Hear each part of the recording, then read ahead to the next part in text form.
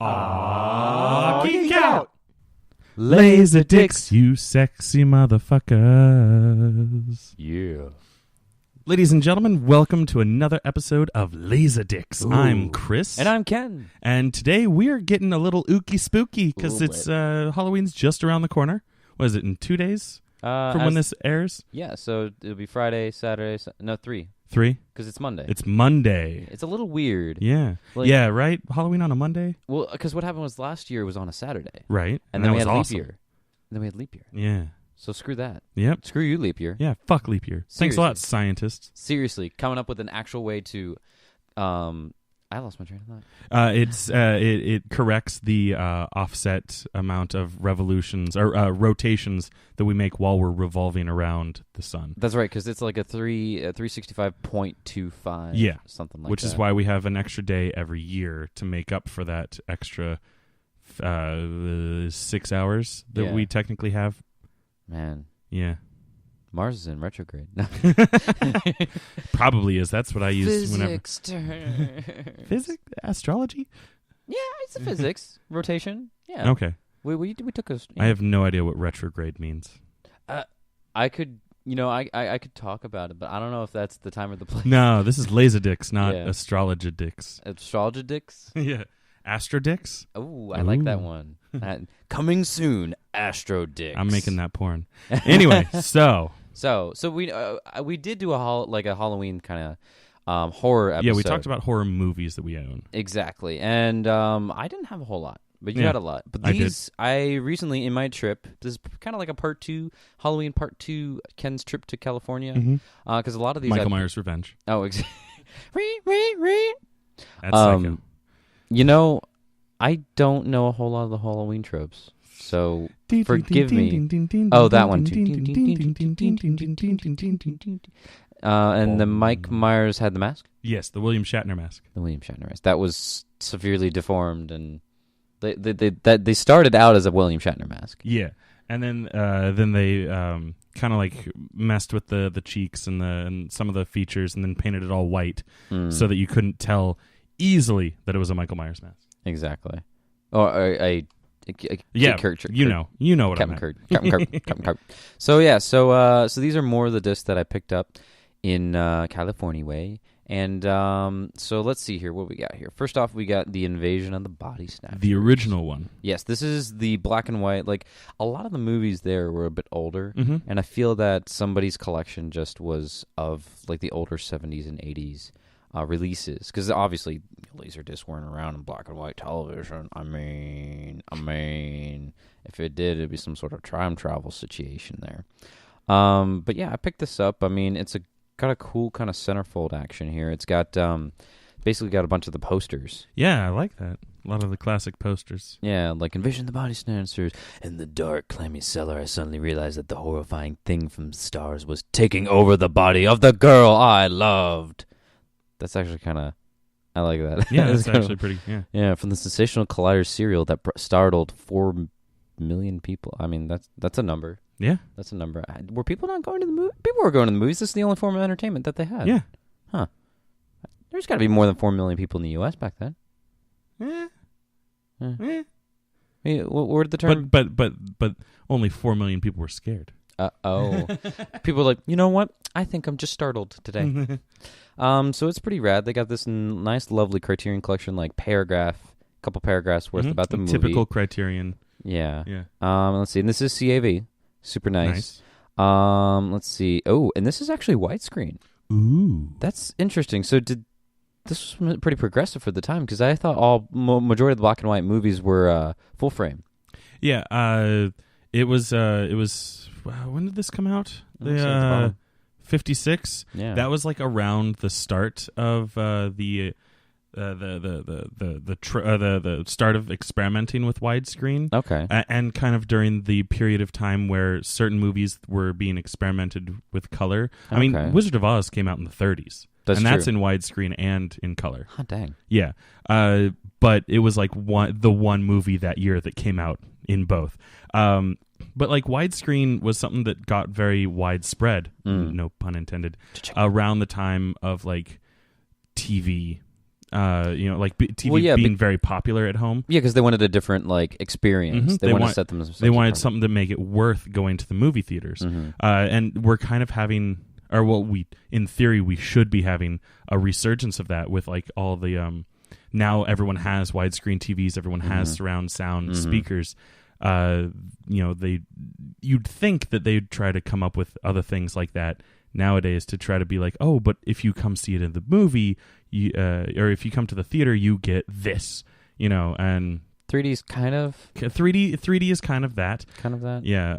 They've got those like was the X like the ones the seats that shake you. The D-box seats. The D-box.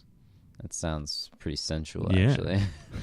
So they have that. I know they do 4D. I kind of just like the trend of having like an open bar or like food. That's just like a fun thing to do. Because like the Alamo where you work, like that's a great place just to hang out, get some eats. You get served. Yeah. Because like, yeah, sure, you could have a beer and dinner at home, but you have to go make it. You have to do all this stuff. Or you could go to a dinner theater, much like the Alamo, and get served by someone. Yeah. I mean, I guess since they still have that whole corner market of like having the movies in theaters for a long while before DVDs, like it's still you're seeing it first. Oh my gosh, see it here first. Oh my god, only at the theaters. And then Jimmy will give you a buckle. Give you a. Where am I? I'm tired, folks. I'm sorry. Who's Jimmy?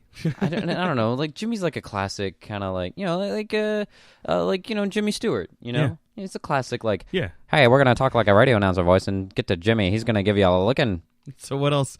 What else do you got for Invasion? Okay. Well, let's see. Chapter select, of course. Chapter select. Man, there's like 27 chapters in this thing. But there's actually a lot of special features for such an old movie. We've got an audio essay by film producer Maurice Yacoar. I mispronounced that. But it's talking about the film in depth, included on the second audio track and can be listened separately while watching the film. Oh, so this has like multiple, kind of like a commentary, but just probably played simultaneously. Yeah, like it sounds more like just. I wonder. Actually, I'd be interested in checking that out. See if the person's actually doing like a live commentary or if they're just like talking about the movie in general. Yeah, we should check this out later. And then we got a visual supplement including the original theatrical trailer, a text interview with the director, and a demonstration of the video scope format. So that's the widescreen because certain Laserdiscs were like special because they were widescreen. Yeah. Don't mind the black bars, folks. So let's see. We have, and what I noticed over here was interesting. The digital track is the movie soundtrack. Analog track is the movie soundtrack, and then you have the video essay. So so it has all three. That's a couple of my discs are like that too. Like if they have audio commentary, the digital track will be just the movie audio, and then you can switch to analog where you'll have like the movie audio in the left speaker, and then commentary in the right speaker. Gotcha. And then like a lot of players you could. Single out on the analog, you could single out left or right channel if you didn't want to listen to one or the other. I think, I remember them advertising in that Leonard Nimoy ad. They were just like, you can listen to the coach on one side from the one team and the other coach on the other. I've never found a disc that does that. I would love to check that out, though. Cursing each other out on the various angles.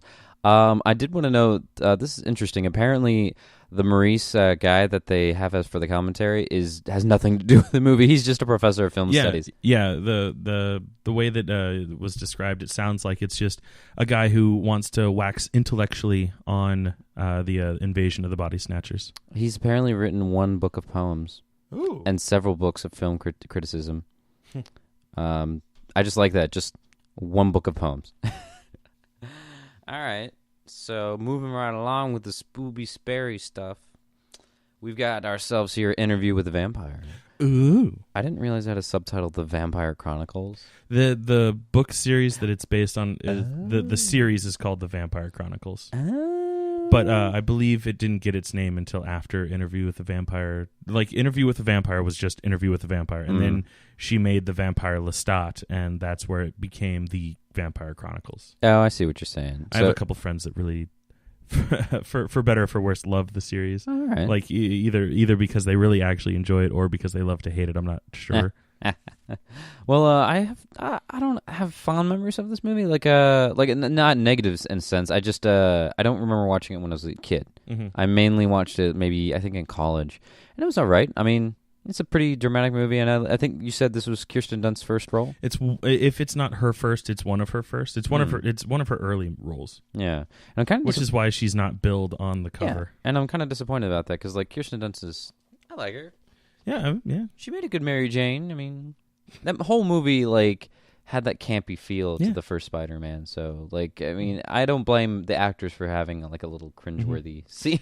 And she does a good job in I was gonna say she did a good job in The Crow, but it's not The Crow. It's one of the sequels. Oh, gotcha.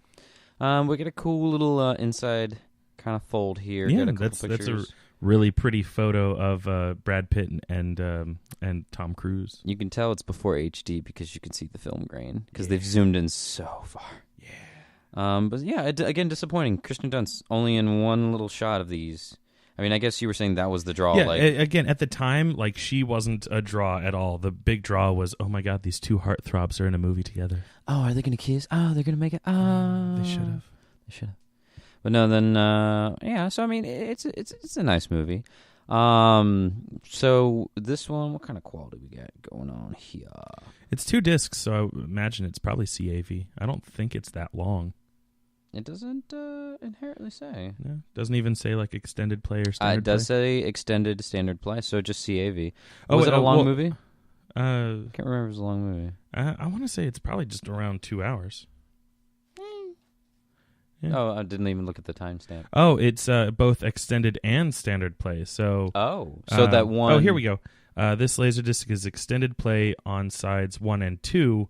Side 3 is let's see. Side 3 is full feature standard play CAV, also offering freeze frames. Blah, blah, blah, blah, blah. Ooh, yeah. But they don't describe it like your Batman one. It's the climactic the ultimate climax where Batman faces his villain is in CAV quality. Well, that's the best part. Let's see. Yeah, so it's a nice movie. I wish I had more to say about it, but Vampires. From my friends who enjoy the Vampire Chronicles, they say that it's a good enough adaptation that if you wanted to get into the book series, since the Vampire Lestat is basically a retelling of the same story, if you've already seen the movie, you can just jump to the Vampire Lestat. Okay. Basically, if I remember correctly, Interview with the Vampire is told from Tom Cruise's point of view. I think so, Whereas the Vampire Lestat, again, it's the same story but told, or essentially the same story told from Brad Pitt's point of view. Okay. If you disagree, don't take it up with me. I'm not the one that has that personal opinion. That reminds me of Ender's Game and Ender's Shadow. Just like that whole same story, different perspectives. That's kind of cool. I like that as a plot device. I did find a little blurb here that actually goes into specifics on what the CAV is. Ooh. Let's see here. The Black and Flowers are normal. Side 3, featuring Luz's revenge against the old world vampire horde and a reunion of old comrades, is presented in CAV full feature format. Ooh. Ooh. So... good choice. Yeah. And of course, you know me, you know my taste. I had to, amidst of all these great classic movies and great buys that I did over in California, I picked up The Mask because I'm a Jim Carrey fanboy. And it's not even like a special, it's just like a single disc. It is widescreen. It's widescreen, but like the cover's so cheesy. It's got the mask and he's got Max saying, fantastic fun. Yeah. Like, I don't know. In quotes, as if he's not even serious about it. Exactly. I'm not even serious about it. But yeah, I enjoyed this movie. I enjoyed Jim Carrey. It'd be cool to get a yellow zoot suit. Yeah. Get like a green mask going on. But yeah, so like, God, and this purple is pretty, it's pretty... noticeable. It's pretty noticeable. It's a little loud. It's a little loud. The suit's loud. That tie's loud. But no, I enjoyed like early Jim Carrey. Like there's like the battle films with like Ace Ventura, one of the other one, A Liar Liar. Like about those films were like just classic Jim Carrey comedy. A lot of physical humor. And this had a good assortment of CG in it too, if I remember correctly. Yeah, it did. It was very impressive. At the quality, I mean, granted, I haven't watched it in years. Yeah. But from what I remember, pretty good quality. Yeah, it blended well because, like, a lot of it was attached to something like a visual, like real, Mm-hmm. kind of like the gimmick with Jurassic Park, where it's like animatronics and then CG and then it's animatronics and it's real and stuff like that. But like this, I'm even just looking at the still in the back where his heart's coming out. Like it's cartoony because the heart, but it's definitely attached to clothing there. So it's pretty smart. Yeah, and the horn.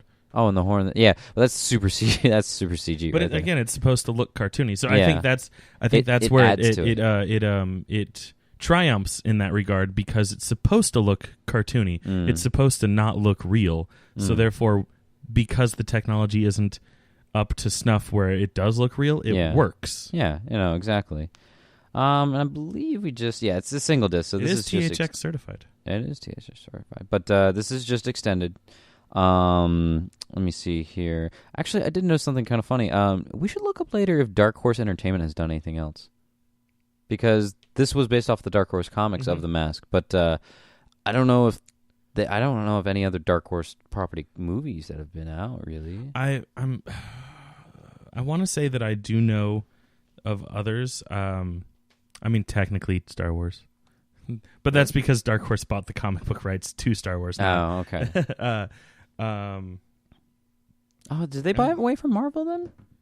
Yeah, Marvel had it like when Star Wars was coming out, and like they had it like in the early 80s, and then like in mid 80s, late 80s, maybe early 90s, somewhere in that 10-year gap. Kind of like Marvel just kind of sold it off because they didn't have anything to do with. Yeah. So Dark Horse picked it up and just put out a whole bunch of comics, and then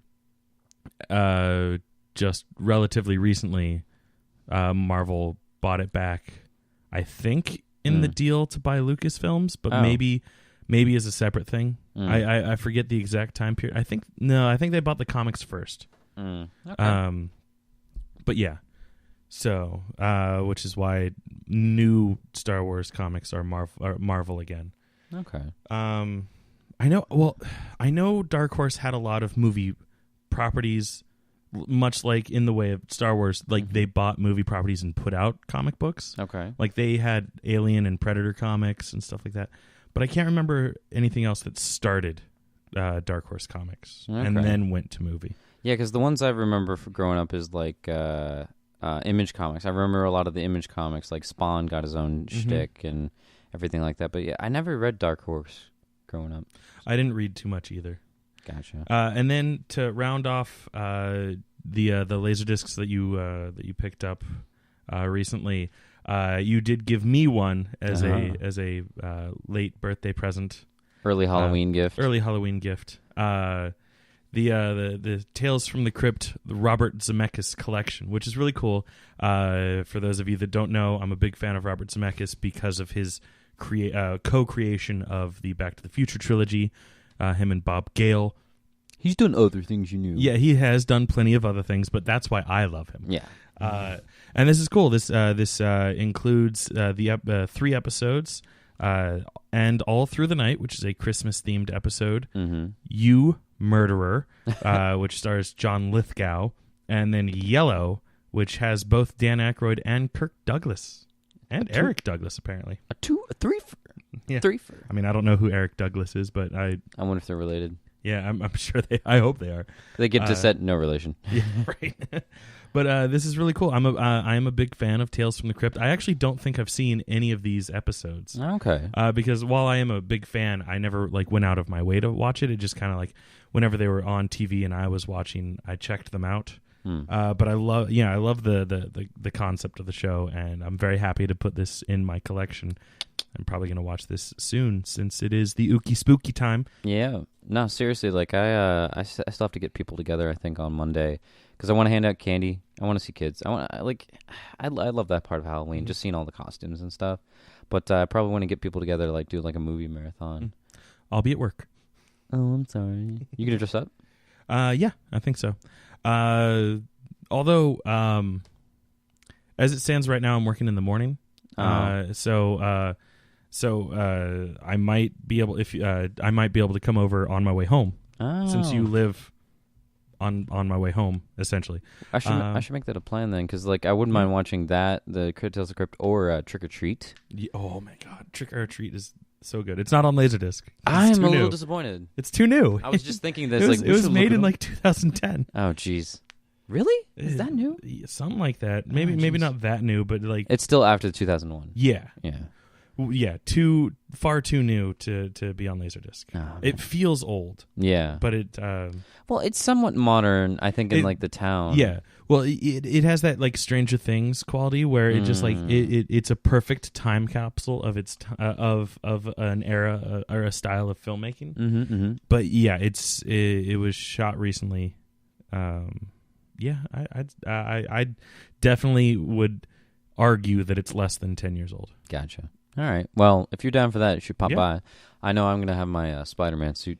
I'm really... Well, you know... One of my coworkers complimented you on your punk rock suit, Spider-Man, by the way. Oh, well, thank you. Yeah. Tell them I said hi. So let's follow this up because both you and I have both went Speaking of costumes. Speaking of costumes everywhere. You and I both went to New York Comic Con. We did. The day that the last episode aired, we were in New York having fun times. That was the Friday. Yeah. We were both, that day we were both Fix-It Felix and Wreck-It Ralph. Yes. And that was a grand old time. Mm-hmm. My Wreck-It Ralph costume was quite the hoot. Yeah. And people loved your Fix-It Felix. I think I should have hung out with you more so we could have like a little bit more notoriety. Yeah. But so that was a grand old time, but we did bring a couple Laserdiscs with us. Of course, because it's us. It's us, and that's the thing. Like nothing's cooler than like walking up to them and be like, "Hey, you know, people just lined up with all merchandise and toys and everything. It's like, here's something you haven't seen in a while." Yeah. Like I've gotten several celebrities that they're like, "This is the first time I've ever had signed a Laserdisc. I didn't even know anything that I did was put on Laserdisc." Yeah, no, exactly. So to start off the adventures, like I think Thursday, we both went to see Jason David Frank, the Green Ranger. Yes, the original Green Ranger, the original White Ranger, and then he was Tommy Red. Oliver. Yeah, not the original Red Ranger, but not the original Red Ranger. Yeah, and but then he black and gold, or no, that was Jason. Okay, Jason, Austin St. John. But Tommy went from green to white to red again, and then left, and then he was black. He's been around. In fact, I think that's like what 5. So that's enough for his full team. Yeah, a full team of Rangers there. Yeah, which he made a joke of doing. It's like, you can't make me any more costumes, man.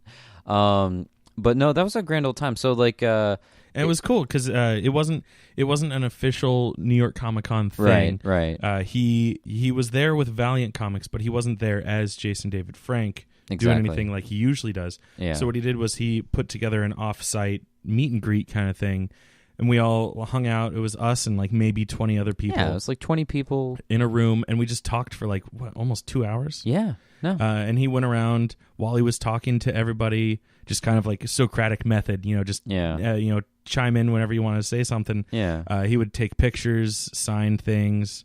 We took a couple big group shots. We almost left too early to get a group shot. I was just like, hey, maybe we should stay a little bit. Yeah, I was like, man, he's winding down.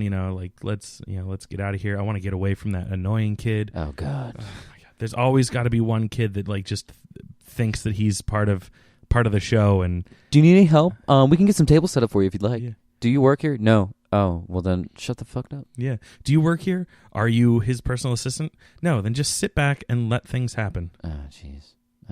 But we still he was the only kid that stood on a chair for that big group right shot, next to him. Whereas like I'm on the other side of him. I don't need a chair because I'm tall as fuck. Seriously. Yeah. We could just be best tall bros. Yeah. But yeah, that was rad. So you brought your movie disc. Yes, I bought my Mighty Morphin Power Rangers the movie. And same here. And I actually brought, in addition to that, you could pay a little bit more and get additional things signed. So I brought, to round out the collection, the Turbo Power Rangers movie and my Singapore Power Rangers disc that had like the second season episodes on. So that was pretty rad. Yeah. Got all that signed and taken care of. And then I think the next thing that I really did was I went to go see the creator of a regular show. Yeah. Because this guy's rad. Yeah. Like even if I don't watch the show as often, like he's a cool dude. Yeah. Tell to preface, tell the story about last year. Okay, so last year was a fun time. So last year, outside of the New York convention, they kind of host some of the panels in the Hamilton Ballroom. It was Hamilton Ballroom? Hammerstein Ballroom? Hammerstein Ballroom. to kind of get the crowds away from the convention floor, just so it's an easier breathing room. So you and I and were, because they're starting to expand beyond what the JC can exactly, can handle. it's at max capacity. So we were both there for Ash vs. Evil Dead, and I can't remember if it was after or before, but I think it was after. I stayed after because you left. Yeah. I stayed after to attend the regular show panel, and I thought, oh, this is rad. I got a really close front seat. They had like a question answer thing, and you could, if you asked a cool question, they'd give you a DVD. So I strolled on up there and was like, hey man, you did 2 episodes about Laserdiscs. Are you a fan of Laserdiscs?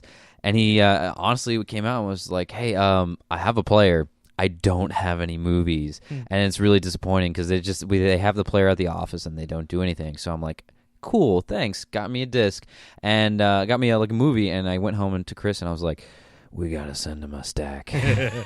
So we got together. I think we got Blade Runner. Yeah, we used my spare copy of Blade Runner. I think, did we get him both? No, we didn't get him Ghostbusters. We got like a good collection. I can't remember. Blade Runner sticks out, especially since he mentioned it. Yeah. So we got a couple of films together. I think it was like 3.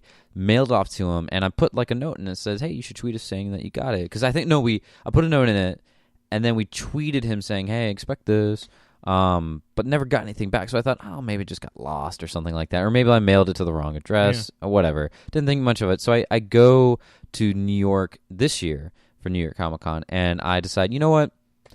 Regular show's ending, and the movie was all about time travel. Let me get him a good cheesy 80s time travel. Let me get him Bill and Ted's Excellent Adventure to kind of round out the 80s. I think they were majorly 80s movies that we got him. So I got him Bill and Ted's Excellent Adventure, waited in line, get up to him, and then he's like, "You're that asshole." Well, I don't think he said asshole, but that just like, you're the motherfucker that got us that like sent that package. And he's like, I got it and I love it. And he actually sat down recently and watched Blade Runner because he hadn't seen Blade Runner before, which now I kind of feel bad about, because if I remember correctly, I sent him the director's cut, which has the quote unquote director's cut, which has the shitty voiceover. But still, like, I'm sorry, the Criterion Collection, which is the international cut. The director's cut is the one that I own that doesn't have the voiceover, but it has laser rot, which is why I had the second copy of Blade Runner, and I wasn't about to send him a movie that I know has laser rot. So like, I feel bad that I sent him the second worst version of that movie. The worst version being the domestic cut. But I mean, he thought it was rad, and like he's like, yeah, thank you. Like, this is a really cool thing, because like everybody else was there to kind of celebrate like the show and celebrate like his voice, but I was just like, this is just a regular dude. Like, every time he does interviews and stuff, he just seems like a regular dude that was just like, I had a cool idea and I want to get my friends together, because half the voice cast, well, granted they have Mark Hamill as the star power and they've gotten a couple other people added to the cast, regular show is majority his friends that he's made at Cal Arts and other like animation studios. So it was just mainly time for him to have fun. So I thought, here's a buddy movie. Take this movie from me and enjoy it. And he liked it a lot and did a little sketch. And he's like, thanks for the discs. Thanks for the discs. I get the feeling that if they could swear, that his characters would swear a lot. Sure. Actually, they do. I don't know if I've ever shown it to you, but the pilots, like, there's a twin pair of pilots for the concept of the characters, and one with Benson and Mordecai's voice actor, him and his friend. They're regular attendees, human attendees at a 7-Eleven all night. And he's like, hey, try this candy. So they try this candy. So what's in this candy? Acid. And they just trip. And eventually they turn into Mordecai and Benson, the characters, as a part of their trip. And like, they just like, oh man, they just say a bunch of swears and they freak out because the cop comes in. They're like, I'd like to buy this candy. And he's just like, sure, officer. So that was a rad time. He's a cool dude. Yeah. Got to meet the current voice actor of Sonic the Hedgehog there too. Ooh. Yeah, he's just the if you ever remember the intern, the goat intern that they've got at the show. No. Okay, so there's a goat ender and a bunch of other random characters that he voices, but basically he does the incidental voices, and then I was looking up, you know what, nobody's talking to him. I want to see what else he does, voice credits, and then I saw Wreck-It Ralph. I'm like, what did he do in Wreck-It Ralph? I know a majority, they're celebrities. What would he do? Sonic the Hedgehog. So he thought it was rad that I was dressed up as Felix, and I got a photo with him, and God, he's a cool dude. He was a cool dude. Like, and I felt bad that nobody was like, everyone was all about like Rigby and Mordecai's voice actors. So I guess to wrap all the Laserdisc talk, I finished off the event with meeting Billy the Blue Ranger, David Yost. He was a pretty rad dude. He's a cool guy. Have you met him before? I've met him twice. You met him twice. Yeah. And you got the movie. I got the movie and my fan club VHS signed by him. Oh, that's nice. Yeah. That's nice. Yeah, and I have a picture with him. Oh, because he was at Awesome Cotton last year, and you could do a VIP badge where you get autograph and photo with all 4 of the Power Rangers that they had there, which was Jason, Billy, Zach, and Aisha. Yeah. Man, I really wish I would have taken that, because I'm not sure how I'm going to track down a majority of them, in all one spot. But got to meet him, and he's like, "Oh, a Laserdisc." He like recognized it. I'm like, "Oh, that's really cool.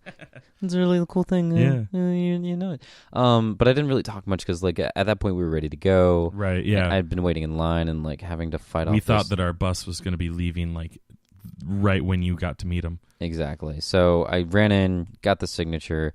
And I was like, oh, man, I really wish I would have met him when I got it signed, for the movie signed. Because I paid my friend to get it signed because I didn't think he would be nearby. But he went to Oscar, he went to New York. So I'll run into him again. I mean, he's a pretty chill dude. David Yost and Zach. Walter Jones. Walter Jones. They do the convention circuit constantly. So you'll have a chance to see them again. I know I got to see the rest of the movie cast, because if I could get the rest of the movie cast to sign my movie poster. I would love to get Bulk and Skull to sign it. Yeah. Where are they? Where are they now? Yeah. I know Bulk still does the circuits. I'm not sure about Skull.